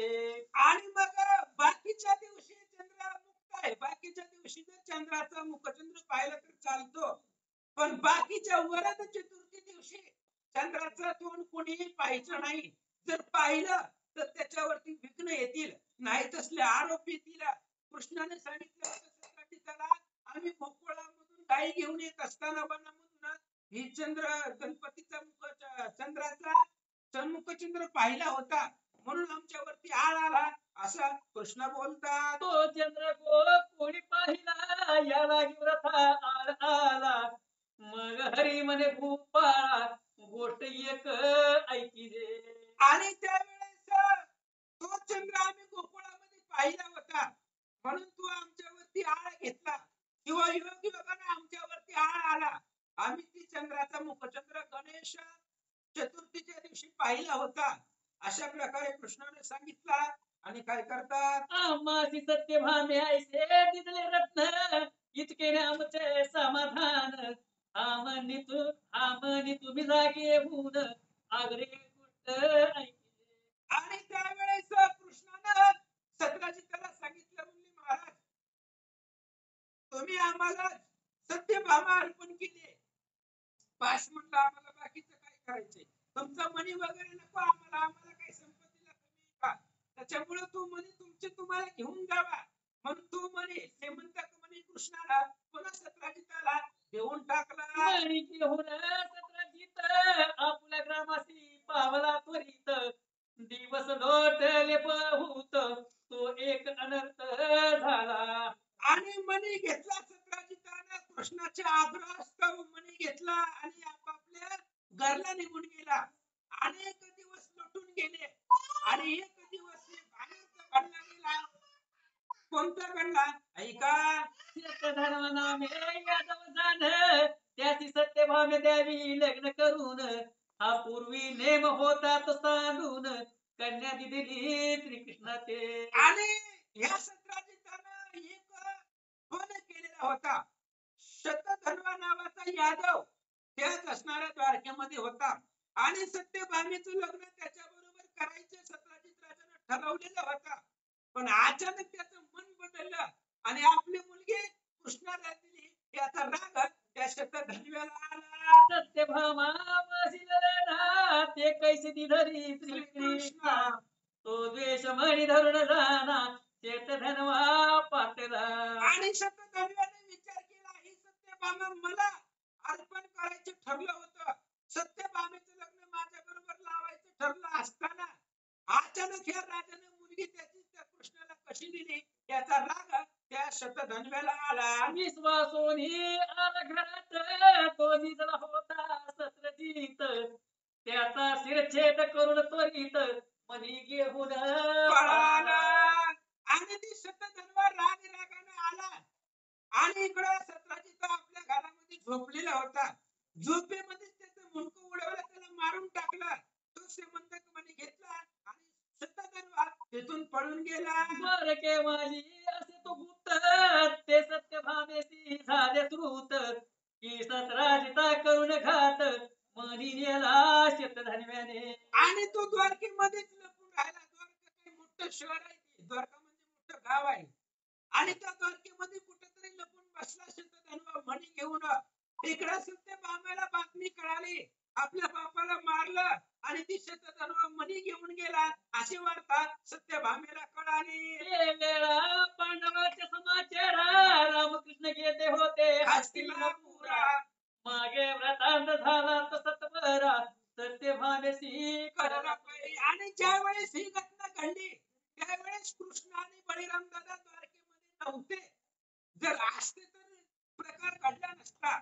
मग कुठे गेले होते तर पांडवांच्या भेटीला हस्तिनापुराला कृष्ण आणि बळीराम दादा गेलेले होते आणि तेवढ्या कालावधीमध्ये हे सगळं प्रकार घडला आणि ती बातमी सत्यभामेला कळली. पितयाचे गुण आठवून मन सतराजित तुझ कोण स्थानी येऊन या भेटता. मग आता बाप होता तो शेवटी आणि बाप मरण पावल्यामुळं सत्यभामेला खूप दुःख झालं. जमिनीवरती गडबड लोळू लागली आणि आपल्या असणाऱ्या पिताजीचं गुण आठवून दुःख करून रडू लागले. बोलाले माझे माहेर रुक्मिणी कळला समाचार सत्यभामेच्या मंदिर सत्वर जगन्माता पावली. आणि मग सत्यभामा खूप रडू लागली. माझं आता माहेर संपलं बाप मेला आता सगळं असणार माझं माहेर बुडालं संपलं गेलं. ही बातमी रुक्मिणीला कळली आणि रुक्मिणी तिचं समाधान करण्यासाठी तिच्या घरामध्ये आले. देवकी वासुदेव उग्रसेन करीती बहु समाधान मग ते सुखास निवैसोन हस्तिनापुरा चालली. आणि देवकी वसुदेव उग्रसेन सगळ्यांचं असणारं स्तवन करू लागली. सगळ्यांचं स्तवन करत असत, सगळी स्तुती करू लागली तिची, तिचं समाधान करू लागली. रडू नको होणाऱ्या गोष्टी होत असतात, पण ती समजत नव्हती. मग अनेक प्रकारचे सैन्य गोळा केला आणि कृष्णाच्या भेटीसाठी हस्तिनापुराला निघाले. संगे घेतली बहुत सेना येऊन भेटली जगन्मोहना. द्वारकेस दत्तबाने सहित संगे घेतली बहुत सेना येऊन भेटली जगन्मोहना. सांगोनी सकळ वर्तमाना शोक करी अद्भुत. सत्यभामेनं आपला रथ तयार केला, अनेक असणारं सैन्य संपत्ती बरोबरीला घेतली आणि द्वारकेहून हस्तिनापुराला गेली. तिथं जाऊन कृष्णाला भेटली आणि सगळा समाचार सांगितला. किती शतधन्व आला होता, त्यानं माझ्या बापाला मारला, तो मणी घेऊन गेला. त्यावेळेस खूप दुःख सत्यभामा कृष्णापुढे करू लागले. शतधन्व्याने मारिला सतराजित ऐकून राम हरी झाले संतप्त. आले द्वारकेशी सत्यभामे सहित झाले श्रुत शतधन्व्याचे. आणि मग लगेच सत्यभामेने सांगितलं कृष्णाला, म्हणले असं असं झालं की सुधन्वा शतधन्वा आला होता आणि त्यानं माझ्या वडिलांना मारलं, मनी घेऊन पळाला. मग ही वार्ता ऐकली कृष्ण आणि बळीराम दादा पुन्हा हस्तिनापुराहून द्वारकेला आले आणि द्वारकेला आल्यावर ही बातमी सुधन्व्याच्या शतधन्व्याच्या लक्षात आली. परम महिमित झाला मनी अक्रूराचे येते ठेवीला मनी. मनेश म्हणताय का केवळ तरणी निर्लपे कोठे सर्वथा. आणि तो असणारा शतधन्वा घाबरला. आता कृष्ण बळीराम दादा द्वारकेमध्ये आलेले आहेत, आपल्याला शोधतील आणि मारतील म्हणून याची भीती त्याला वाटली. आणि त्याने तो श्रीमंत मणी जो होता तो अक्रूरापाशी गेला आणि अक्रूरापाशी तो मणी ठेवला आणि अक्रूरला सांगितलं की बाबा ही प्रत्यक्ष सूर्य आहे आणि ही मणी तुझ्यापाशी ठेव, तुझ्यावरती विश्वास आहे म्हणून देतो, असं तो सुधन शतधन्वा बोलू लागला. अक्रूरा तू परम विश्वासी म्हणून मनी ठेवतो तुझ पासी. येरू म्हणे ही गोष्ट ऋषिकेशी कळले अनर्थ होईल.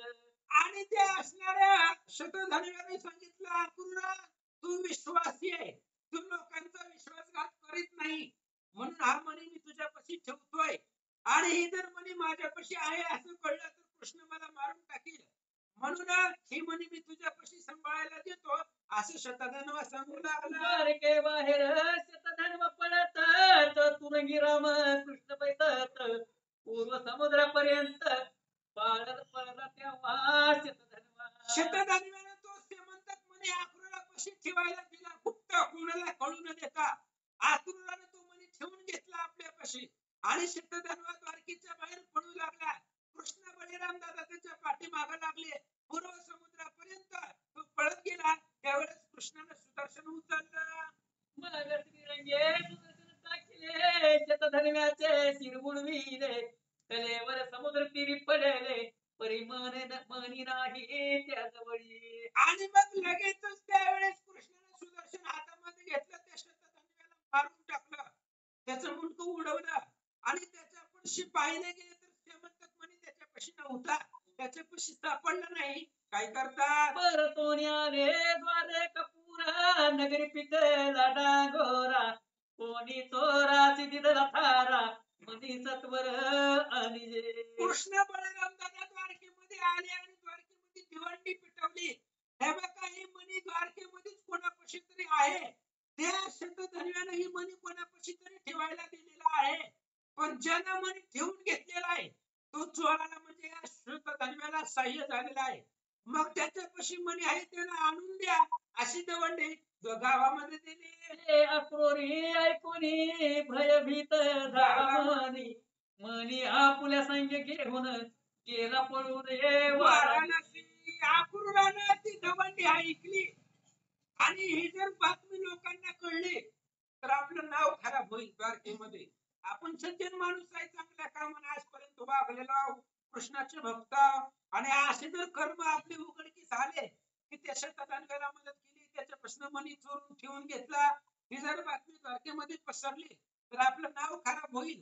त्यामुळं तो घाबरला अक्रूर आणि कृष्णाच्या सुद्धा धमकीला तो घाबरला तर तो मणी घेतला आणि काशीला निघून गेला. गेल सांगती चक्रपाणी अक्रूर घेऊन गेला मणी परी निरापराधी भक्त शिरोमणी हे करून बाहेर गेला. आणि बाकीच्या दूताने कृष्णाला सांगितलं म्हणजे महाराज सतत आणलेला तो मणी अक्रूराकडे दिला होता आणि अक्रूर तो मणी घेऊन पळून गेला. पण दूताने सांगितलं त्याचा काही अपराध नाही, तो निरापराधी आहे, तो सज्जन माणूस आहे, त्याची काही त्याच्यामध्ये चुकी नाही. त्या शतधन्व्याला मणी त्याच्यापाशी दिला आणि पळून गेला आणि घाबरून अक्रूर आपलं गाव सोडून गेलेला आहे असं दूताने कृष्णाला सांगितलं. जग बोले यादवेंद्र अन्याय नसता अनुमात्र माझा प्राण सखा अक्रूर गेला न कळे कोणीकडे. कृष्णाच्या सुद्धा लक्षामध्ये आलं अक्रूर कृष्ण भक्त आहे, माझा परम भक्त आहे, अक्रूराचा अपराध नाही मलाही माहिती आहे. पण भीतीनं किंवा घाबरून तो द्वारकेमधून गेलेला आहे. अक्रूराला पुन्हा द्वारकेमध्ये आणायचंय पण तो कुठं गेला हेच माहिती नाही. कृष्ण बोलतात अक्रूरा कारणे अक्रूरासारखे निदान जो सात्विक आणि प्रेमळ पूर्ण मद न गमे ते सखावीर जग जीवन बहु कष्टी. विचार केला कृष्णानं अक्रूर म्हणजे रत्न आहे आणि त्या अक्रूरासारखं निधान आपल्यापासून दूर गेलेला आहे. अक्रूर आपला भक्त आहे पण तो भीतीनं इथून गावामधून पळून गेलेला आहे. म्हणून त्याच्या शोधासाठी कृष्ण चिंता करू लागले आणि तसं गावोगावी पाठवलं. अक्रूराचा शोध घेऊ लागले पण अक्रूर कुठं सापडना गेले. अक्रूरा कारणे श्रीहरी रात्रंदिवस चिंता करी तो द्वादश वर्षे द्वारकेवरी अवर्षण पडी गेले आणि अक्रूर मिळण्यासाठी अक्रूर कुठंतरी भेटावा, आपल्या गावामध्ये द्वारकेमध्ये यावा याच्यासाठी रात्रंदिवस कृष्ण चिंता करत होते. अक्रूराचा शोध सुरू होता. 12 वर्ष अक्रूर सापडले नाहीत आणि अक्रूर हा भक्त आहे आणि कृष्ण भक्त गावामधून भगवंताचे भक्त गावामधून गेल्यामुळं 12 वर्ष द्वारकेमध्ये पाऊसच पडला नाही असं सांगतात. बहुत केले प्रयत्न परिकरण वर्ष घन तो अंबरी देववाणी वद वचन समसजन ऐकती. अनेक प्रयत्न केले पाऊस पाडण्यासाठी पण 12 वर्ष पाऊसच पडला. भक्ताचा अवमान झाला त्या नगरीमध्ये, भक्ताला दुःख झालं त्याच्यामुळे पाऊस पडला नाही. अनेक नाना प्रयत्न केले द्वारकावासियांनी पण पाऊस काही पडना. त्यावेळेस आकाशवाणी झाली आणि आकाशवाणी सगळेजण ऐकू लागले, काही सांगू लागले. अक्रूर आहे वाराणसी नगरी तो जरी आणार द्वारकापुरी तरी जलद वरसेल निर्धारी निश्चय हा जाणीजे. आकाशवाणीने सांगितलं अक्रूर वाराणसी नगरीमध्ये काशी क्षेत्रामध्ये तो जाऊन राहिलेला आहे, तुम्ही जाऊन अक्रूरला घेऊन या. अक्रूर द्वारकेमध्ये आल्याबरोबर पाऊस तुमच्या द्वारकेमध्ये पडेल असं आकाशाच्या वाणीने सांगितलं. दूतमुखी वार्ता झाली समग्र की आनंदवाणी आहे अक्रूर मणी सुवर्ण प्रसव्य अष्टभार धर्म अपार करीत असे. आणि दूत मुखामधून कृष्णाला बातमी कळली आनंदवन म्हणजे वाराणसी म्हणजे काशीमध्ये अक्रूर आहे आणि जो मणी त्याच्यापाशी आहे श्रीमंतक मणी त्याच्यापासून रोज 8 भार सुवर्ण त्या मण्यापासून प्राप्त होतं आणि त्या सोन्यापासून अक्रूर रोज दान धर्म करतोय अशी बातमी कृष्णाला कळाली. भागीरथीचे जे का घाट आपले बांधली असते सदट अद्यापी जन देखती स्पष्ट अक्रूर घाट नाम आणि त्याचे. त्या काशी क्षेत्रामध्ये भागीरथीच्या घाटाच्या जवळ अक्रूराने एक घाट बांधलेला होता. तिथे दान धर्म तो करत होता 12 वर्ष. आणि आजही त्या काशीला जर तुम्ही गेला तर अक्रूर घाट म्हणून तिथं आजही लोक पाहतात असं श्रीधर स्वामी सांगतात. मग श्रीकृष्ण उद्धवासी वेग धारिले वाराणसी तो अक्रूर झाला तापसी कृष्ण स्मरणी रत सदा. मग लगेच कृष्णाने उद्धवाला बोलवलं आणि उद्धवाला सांगितलं काशीला जावा आणि अक्रूरला तुम्ही घेऊन या. आणि कृष्णाच्या सांगण्यावरनं उद्धव काशीला आले आणि पाहिलं तर अक्रूर तापसी झालेले होते. सगळं सोडून तपतपचार करीत बसलेले दिसले. मग उद्धवे वर्तमान सांगून आणला रथावरी बैसमून भेटले केदवा. मग उद्धवानं अक्रूराला सांगितलं, महाराज तुम्ही गेल्यापासून गावामध्ये पाऊस पाणी नाहीये, दुष्काळ पडलेला आहे, अवस्था बिकट झालेली आहे, तुम्ही गावामध्ये चला. सगळे ती मण्याची कथा सांगितली, त्या शतधन्वेला मारलेलं सांगितलं.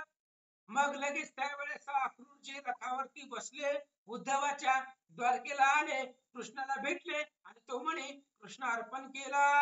रे हरी पुढे मनी ठेवून सांगितले सकळ वर्तमान. हरी म्हणे मनी नवे हा अग्न घेतले प्राण बहुताचे. आणि त्यावेळेस तो म्हणे अक्रूराने कृष्ण अर्पण केला, कृष्णाच्या हातामध्ये दिला. त्यावेळेस कृष्णाने सांगितलं ही मणी नाही, अग्नी आहे, अग्नी. ह्या मणीने किती जणांचा प्राण घेतलेला आहे. पहिल्यांदाच राजाच्या भावाला मारलं, प्रसेनला.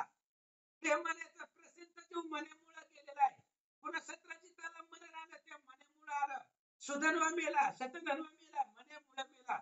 त्यामुळे ही मणी नाही तर अग्नी आहे असा विचार करतात. दोन वेळा हा मनी अंधराला आम्हाला गुणी. प्रसेन सत्यजिताची मारोनी आमच्या सदनी प्रवेशला. आणि त्यावेळेस विचार करू लागले, ही मणी दोनदा अंधन आलेला आहे. एकदा जांबुवंताने दिलेला आहे आणि पुन्हा सत्राजित राजाने दिलेला आहे. दोन वेळेस ही मणी आपल्याला अंधन म्हणून मिळालेला होता. पण याच मण्यानं दोघा जणांचा जीव घेतला. एक सत्राजित आहे आणि दुसरा त्याचा भाऊ प्रसेन आहे. आणि दोघा जणांचा जीव घेऊन सुधन्वा सुद्धा याच मण्यामुळे अतिशय धन्वा मेला. सुधन्वा सारखं यायला लागले आणि ती त्याच्यामुळे तो मेला. म्हणून ही मणी म्हणजे प्राणहारक आहे असं कृष्ण सांगतात. येते वसे खोल मस्त येते न प्रार्थिता येते अनर्थ. या जागी मुनी उपाधी रहित अरण्यात वसती हो. कृष्ण सांगताय जिथं जिथं आपण धनाच्या पाठीमागे जाऊ किंवा एखादी वस्तू जर सांभाळून ठेवण्याचा प्रयत्न केला तर तिथं अनर्थ प्राप्त होतो. म्हणून साधू मुनी संत लोक उपाधी रहित राहतात, त्यांना कशाचीच गरज नसते, ते उदास देहावरती राहतात असं कृष्ण बोलतात. जवळ असता उपाधी नसत्याच जगती आधी व्याधी. या लागी विरक्त त्रिशुती हिंडती उदास होऊन या. ही उपाधी जर जवळ असली तर आधी आणि व्याधी प्राप्त होते. त्याच्यामुळे उपाधी रहित राहायचं. कसलीच उपाधी आपल्या शरीराला नावाला लागू द्यायची नाहीये. म्हणून संत साधू मुनी सगळे उपाधी रहित राहतात आणि आनंदाने वास करतात असं सांगतात. तो कृष्णे सत्यभामेशी बोलावूनी तिचे बहुत समाधान करूनी. प्रीतेने हस्ती दिदला मनी हे विसरणी म्हणूया. असं म्हणले कृष्णाने तो मणी घेतला, सत्यभामेकडे दिला. सत्यभामेने तो मणी आपल्या घरामध्ये ठेवला आणि तिचं खूप नाना प्रकारानं कृष्णाने तिची समजूत काढली, तिचं समाधान केलं. तो पर्जन्य अवसरी अद्भुत वर्षला द्वारेवरी. भक्तमय वाकौसारी नाना परी वाढवित. असं म्हणले. अशा पद्धतीने मग अक्रूराला आणल्याबरोबर पाऊस पडला गेला गावामध्ये, नगरीमध्ये. आणि पाऊस पडल्यानंतर पुन्हा मग भक्ताचा महिमा वाढवणारा भगवंत आहे द्वारकेमध्ये नांदू लागला. हे समंतक हरण कथा गाथा अथवा श्रवण करिता. हरे सकळ संकट चिंता आवडी धरिता सप्रेम. आणि श्रीमंतक मण्याची कथा आहे. पूर्ण अध्यायापासून, सुरुवातीच्या अध्यायापासून सगळी श्रीमंतक मण्याची कथा या अध्यायामध्ये आहे. आणि ही कथा ऐकल्यानंतर आवडीनं प्रेमानं जर कथा ऐकली तर त्याच्या सगळ्या चिंता, दुःख, दारिद्र्य संपलं जात. हरी विजय ग्रंथनरपवर नाना इतिहास त्याचा दळभार. एक एक प्रचंड वीर पाप संरक्षण करती. हरिविजय ग्रंथ म्हणजे राजा आहे. हरिविजय ग्रंथाला राजाचं रूपक दिलेलं आहे आणि याच्यामधले अध्याय असतील, कथा असतील, ती त्या राजाचं सैन्य आहे. आणि एका सैन्याकडे सगळ्या पापाचा संहार करण्याचं सामर्थ्य आहे. म्हणजे एका अध्यायाकडे, एका ओळीमध्ये एवढी ताकद आहे की सगळं पाप संपलं जातं असं श्रीधर स्वामी सांगतात. ऐसा हा हरी विजय भूप ऐसा हा हरी विजय भूप अभिषेक श्रवणार्थी भाविक्याच ते संतुष्ट होती सकळीक श्रवण मनन करिता हो. अशा पद्धतीने हरिविजय ग्रंथ म्हणजे राजा आहे आणि हरिविजय जर आवडीनं श्रवण केलं ऐकलं तर ऐकणारे सगळे संतुष्ट होतात. फक्त प्रेमानं अंतकरणापासून भावार्थानं या ग्रंथाचं श्रवण करा. गेले जे सकळ श्रवण ते मन मीन व्यर्थ धान जैसे घोडीले बहुधन परिते जतन न केले. ऐकतो आपण खूप ऐकतो पण ऐकल्यानंतर मग त्याचं मनन करत नाही. घरी गेल्यावर आपण विचार करतो का ध्येयामध्ये काय निघालं होतं, कथा काय निघाली होती, आपण विचार करत नाही याचा. आज ही कथा निघाली, आता उद्या काय कथा निघू शकते, आपण याचा विचार करत नाही, मनन करत नाही. आणि मनन जर नाही केलं तर उदाहरण दिलं एखाद्यापाशी खूप धन आहे पण ती त्याला सांभाळायचंच कळत नाही, त्याला सांभाळून ठेवलं नाही, तशी अवस्था होऊन जाते. मन नवीन श्रवण करी जैसी कपाल ती गागरी परजन्यात ठेविले जन्म भरी परी अंतरी बिंदून जाये. मननाशिवाय श्रवण उपयोगाचं नाही. श्रवण केल्यानंतर ना ऐकल्यावर त्याचं चिंतन करावं लागतं. मनन म्हणजे चिंतन. जे ऐकलंय आपण त्याचं चिंतन मनामध्ये चालू ठेवावं लागतं. जर चिंतन केलं नाही तर ते व्यर्थ आहे. उदाहरण दिलं, पावसामध्ये पालथी घागरी ठेवली आणि पाऊस पडतोय वरनं, एक थेंब सुद्धा त्या घागरीमध्ये जाऊन जाणार नाही कारण ती घागर पालथी आहे. तशा पद्धतीने जर आपण मनन केलं नाही, चिंतन केलं नाही तर ऐकलेलं ते सगळं व्यर्थ आहे असं सांगतात. ब्रह्मानंद जरी कृपा करील तो वेद म्हणजे तरी तर हृदय ठसावे बोध भेदा भेद निर्सुनिया. आणि तो असणारा भगवान परमात्मा त्यानं जर कृपा केली तरच अंतःकरणाला बोध ठसावला जातो, नाहीतर सगळं असणारं व्यर्थ आहे. अंतःकरणामध्ये बोध ठसवण्यासाठी भगवंताची कृपा होणं गरजेचं आहे असं श्रीधर स्वामी सांगतात. श्री हरिविजय ग्रंथ संमत हरिवंश भागवत सदा